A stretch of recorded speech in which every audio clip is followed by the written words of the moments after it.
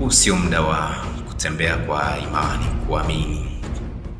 Huu sio muda wa kusema naamini Mungu, naamini hiki na kile, naamini kwamba Yesu sio anarudi, naamini.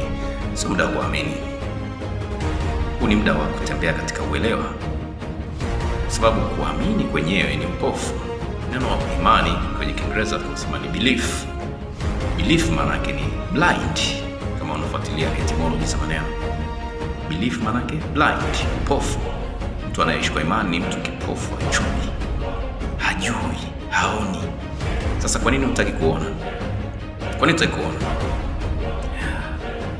Hata kile kitabu cha siri, kitabu cha kodi ambacho wanakiita Biblia kinasema watu wangu wanaangamizwa kwa kukosa maarifa, sio kwa kukosa imani. Katika watu walioangamia na wanaopata shida katika hii dunia ni watu wanaoishi kwa imani, kwa sababu imani haiwezi kusaidia kupona.